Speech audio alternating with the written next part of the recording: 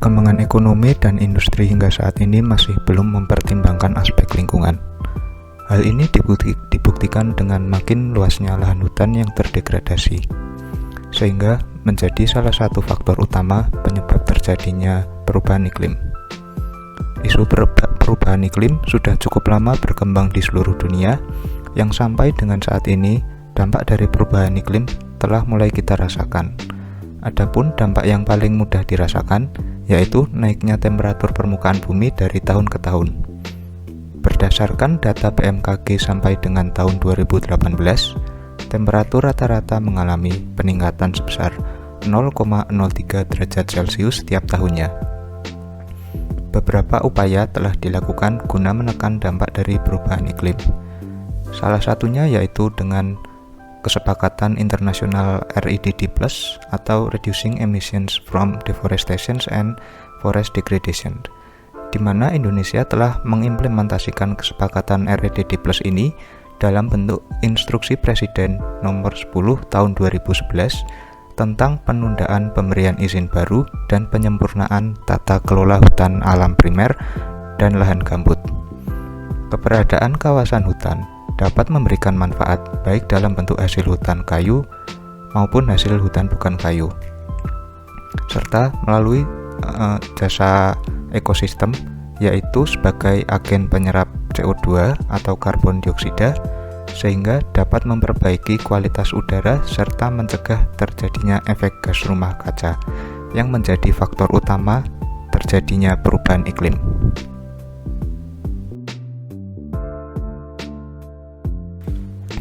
Perubahan iklim sendiri diakibatkan oleh meningkatnya gas CO2 atau karbon dioksida, sehingga tidak mampu diserap oleh tanaman dan pada akhirnya dilepaskan menuju atmosfer. Hal ini mengakibatkan energi panas matahari akan terus berputar antar atmosfer dengan permukaan bumi yang dalam jangka panjang akan berdampak pada meningkatnya temperatur permukaan bumi, serta mengakibatkan terjadinya perubahan iklim.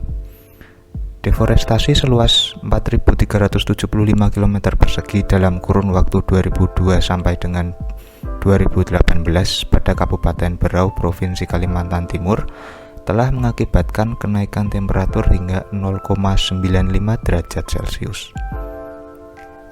Temperatur rata-rata global juga telah mengalami kenaikan sebesar 1 derajat Celcius dalam kurun waktu 1990 sampai dengan 2020. Adapun temperatur global mulai naik pada tahun 1970, di mana pada waktu tersebut terjadi revolusi industri 3.0 dengan mulai berkembangnya kendaraan maupun peralatan yang menggunakan bahan bakar fosil di tengah masyarakat.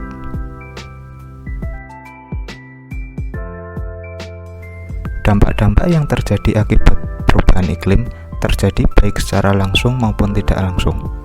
Adapun dampak yang terjadi yaitu meningkatnya permukaan air laut, terganggunya ekosistem pesisir, terjadinya cuaca ekstrim, banjir, perubahan curah hujan, penggurunan, kebakaran hutan dan lahan, kekeringan, serta dapat berdampak pada peningkatan infeksi penyakit. Selain itu, perubahan iklim juga dapat memengaruhi proses evapotranspirasi, sedangkan perilaku manusia yang berperan yaitu berupa pola penggunaan lahan. Pola penggunaan lahan ini akan berpengaruh terhadap proses infiltrasi, kelembaban tanah, dan jumlah air tanah. Dampak perubahan iklim menuntut berbagai pihak untuk berupaya melakukan pengelolaan terhadap dampak-dampak yang mulai timbul.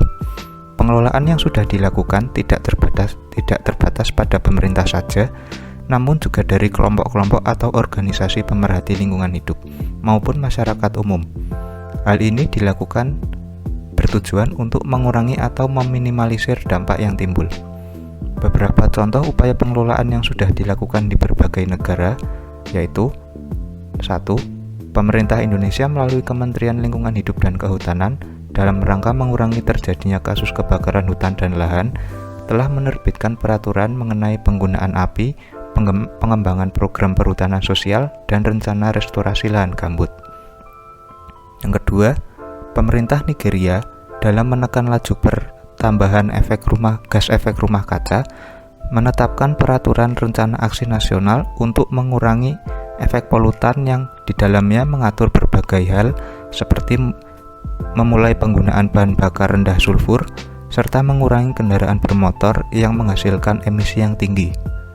Dan yang ketiga, pemerintah Nepal menargetkan transformasi penggunaan energi terbarukan seperti tenaga air, radiasi matahari, biogas, dan sebagainya yang dimulai pada tahun 2013 sampai dengan 2032 dengan total estimasi pengurangan gas CO2 sampai dengan 49 juta ton CO2 ekuivalen. Keberadaan kawasan hutan merupakan salah satu elemen penting guna mencegah dampak perubahan iklim melalui cadangan karbon yang ada pada kawasan hutan tersebut. Lokasi Indonesia yang terletak pada garis khatulistiwa menjadikan iklim Indonesia sangat cocok untuk pertumbuhan berbagai jenis spesies tumbuhan. Cadangan karbon tersimpan dalam bentuk biomasa pada tiap-tiap bagian tumbuhan, baik yang berada di atas permukaan tanah maupun yang berada di bawah permukaan tanah.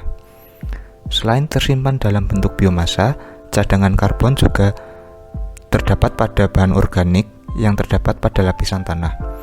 Semakin banyak jumlah karbon dan biomasa yang terdapat pada lapisan tanah mengindikasikan bahwa banyaknya bahan organik yang dalam hal ini berupa akar, baik akar dari tumbuhan yang terdapat pada kawasan hutan maupun akar pada tanaman yang bukan merupakan tanaman kehutanan. Karbon pool merupakan lokasi atau ekosistem yang menjadi tempat karbon tersimpan. Lokasi atau ekosistem yang menjadi karbon pool diantaranya seperti kawasan hutan, tanah, laut, dan atmosfer.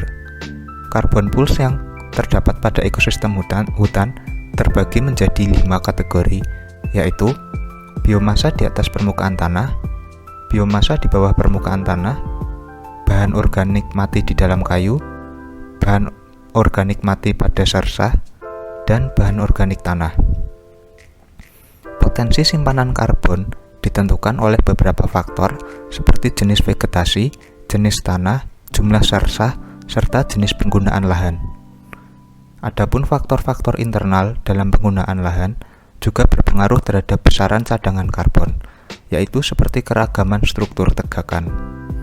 Nilai cadangan karbon yang terdapat pada kawasan hutan mangrove ditentukan berdasarkan proses fotosintesis yang terjadi pada vegetasi hutan mangrove. Simpanan karbon yang terdapat pada lapisan tanah jumlahnya mencapai 49-60% hanya pada kedalaman 30 cm, serta jumlah simpanan karbon tertinggi terdapat pada kedalaman 0-10 cm di bawah permukaan tanah.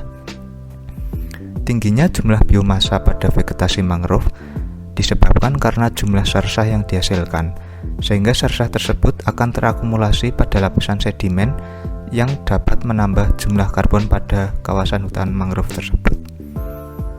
Pendugaan simpanan karbon pada suatu kawasan hutan menjadi sangat penting, mengingat ketersediaan data potensi simpanan karbon dapat digunakan sebagai pertimbangan pengelolaan kawasan hutan. Selain itu, juga dapat digunakan sebagai bahan evaluasi sebagai bentuk upaya pencegahan dampak perubahan iklim. Dengan implementasi sistem kredit karbon, suatu kawasan hutan berpotensi besar menjadi pasar baru dalam mekanisme perdagangan karbon. Melalui pendugaan potensi simpanan karbon pada suatu kawasan hutan, diharapkan dapat digunakan sebagai salah satu pertimbangan dalam melakukan pengelolaan hutan maupun proses pengambilan keputusan, khususnya yang terkait dengan mitigasi dampak perubahan iklim.